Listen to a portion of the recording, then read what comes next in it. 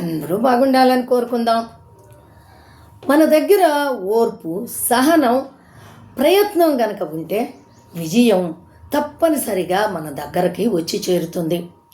ఆ చేసే ప్రయత్నం కూడా నిజాయితీగా ఉంటే మనకి భగవంతుడు ఎప్పుడూ కూడా కష్ట సమయంలో ఆదుకుంటాడు.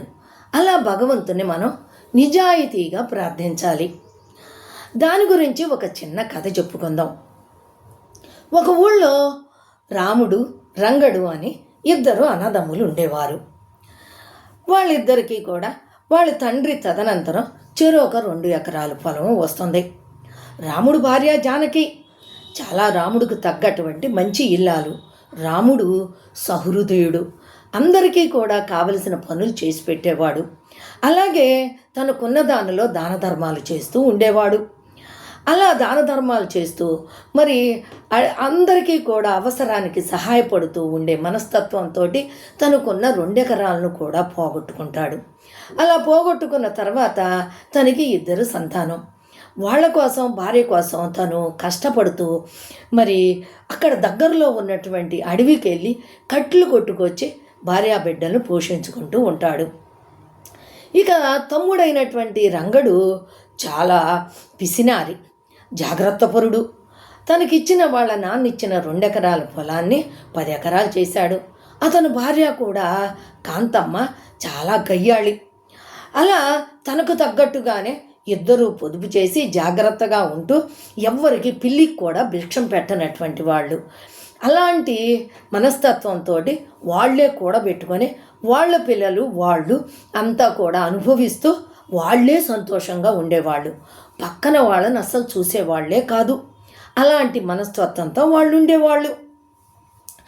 ఇలా ఉంటున్నటువంటి సమయంలో ఒకరోజు రాముడు అడవికి వెళ్ళి మరి కట్లు కొట్టుకొని తీసుకుని వచ్చి పిల్లలకి పెట్టుకోవాలి కదా, ఆదాయం కావాలంటే కట్లు కొట్టుకోవాలి. అలా వెళ్ళి కట్లు కొట్టుకొని మోపు కొట్టుకొని వస్తున్న సమయంలో దారికి అడ్డుగా ఒక రాయి ఉంటే దాన్ని తట్టుకొని ఆ కట్టెలన్నీ కూడా పక్కన ఉన్నటువంటి ఒక గుంట ఉంటే అందులో పడిపోతాయి, తడిచిపోతాయి. అయ్యో ఇట్లా అయిపోయిందే అని జాగ్రత్తగా వాటిని అంతే పట్టుకొని వచ్చి మరి అమ్మ ప్రయత్నిస్తాడు. అప్పుడు దాన్ని ఎవరూ కొనరు, తడిగా ఉన్నాయి కదా. ఒక ఆసామి మరి ఇవి తడిగా ఉన్నాయి కదా, ఎంత చెప్తున్నావు అని అంటాడు. 5 అణాలు ఇవ్వండి అంటాడు. 1 అణా ఇస్తానని చెప్పని, సరేగా తడిచినాయి కదా, ఎంతో కొంత వచ్చిందే కదా అని వాటిని ఇచ్చేస్తాడు. ఆ అణా తీసుకువచ్చి భార్యకి ఇస్తాడు. అణాతో ఏమి అవుతుంది, మరి ఏమొస్తాయి, ఆ వచ్చిందే పట్టుకొచ్చి గంజిగాచి కాస్త పిల్లలకి భర్తకి పెడుతుంది, తను పోస్తుంటుంది. అలా మళ్ళా 2వ రోజు కూడా వెళ్తాడు. వెళ్ళి మరి కట్టెలన్నీ కొట్టుకొని అది మోపు కొట్టుకుందాం అనుకున్న సమయంలో పెద్ద జోరును వాన వస్తుంది. ఆ వానలో ఈ కట్టెలన్నీ కొట్టుకుపోతాయి. అయ్యో అంత పడ్డ కష్టమంతా కూడా వృధా అయిపోయిందే అని బాధపడుతూ మరలా ఇంటికి అలానే వచ్చి చేరతాడు. ఏమైందండి అని భార్య అడుగుతుంది. ఇలా జరిగింది, ఒక్క కట్టి కూడా దొరకలేదు, ఇవాళ ఏం చెయ్యాలో అర్థం కావటం లేదు అని బాధపడుతూ మరి భార్యకు చెప్తాడు. ఇక ఆ రోజు పిల్లలకి పొస్తే, వాళ్ళు పొస్తే. ఇక మర్నాడు ఏమీ చేయలేక పొద్దున్నే లేచి గొడ్డలు తీసుకొని అడవికి వెళ్తాడు. ఈరోజన్నా తొందరగా కట్టెలు కొట్టుకుని పట్టుకెళ్ళి పిల్లలకి చారెడు అన్నం పెట్టాలి, కాస్త గంజి పొయ్యాలి అనే తపనతోటి కట్టెలు కొడుతూ ఉంటాడు. ఈ లోపల అలా కొడుతున్న సమయంలో ఆ గొడ్డలి జారిపోయి కింద ఉన్నటువంటి పెద్ద గుంటలోకి పడిపోతుంది. అయ్యో అనుకొని వచ్చి చెట్టు కింద చేరి ఆ గుంట పక్కన చేరి జోర్ను ఏడుస్తాడు.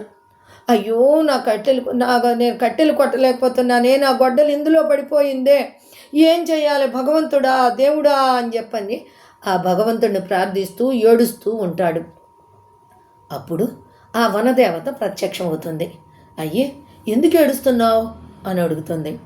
అమ్మా, నేను 2 రోజుల నుంచి నా బిడ్డలకి సరిగ్గా మరి గంజి కూడా ఇవ్వలేకపోతున్నాను, నిన్నంతా పొస్తున్నారు, ఈ రోజన్నా కట్టెలు పట్టుకెళ్దామని చెప్పని ఆతృతతో కొడుతూ ఉండగా గొడ్డలి ఈ మడుగులో పడిపోయింది అని ఏడుస్తూ చెప్తాడు.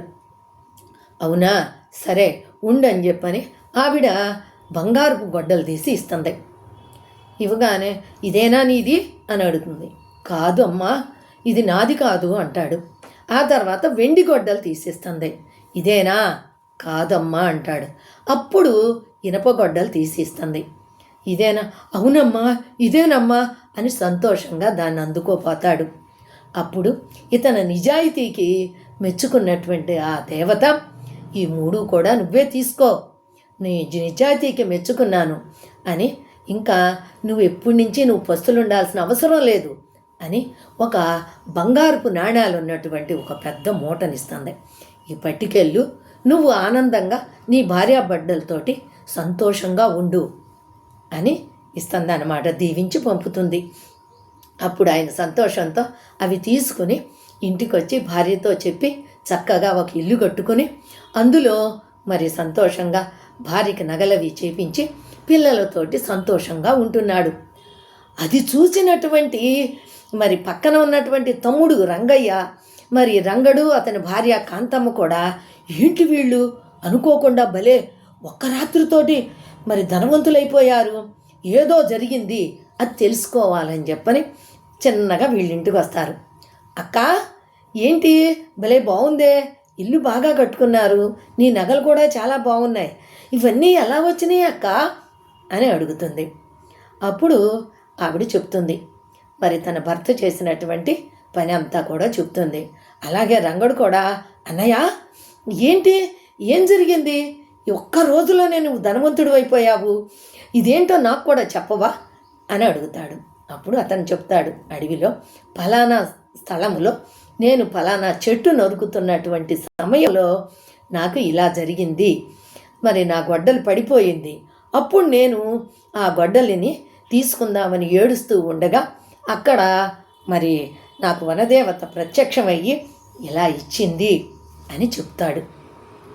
ఇక మరి రంగడు కూడా ఏమైనా కానీ నేను ఇప్పుడు వెళ్ళి ఎలాగైనా నేను కూడా ఇంత సంపాదించుకోవాలి అని వెళతాడు. వెళితే అక్కడికి వెళ్ళి ఆయన అన్నగారు చెప్పినటువంటి స్థలంలోకి వెళ్తాడు. వెళ్ళి దొంగతనంగా కొడుతున్నట్టుగా నటనతోటి అది కొట్టడం, చెట్టును కొట్టబోతాడు. కావాలని జరవిడ్చుకుంటాడు. అప్పుడు కావాలని కింద కూర్చొని ఏడుస్తాడు. అప్పుడు వనదేవత ప్రత్యక్షమై ఎందుకు ఏడుస్తున్నావు అని అడుగుతుంది. అప్పుడు నా గొడ్డలు పడిపోయిందమ్మా అని దొంగ ఏడుపుతోడు చెప్తాడు. ఆహా సరే అని బంగారపు గొడ్డలు తీసుకొచ్చేస్తుంది. ఇదే నాది అని ఆతృతగా అంటాడు.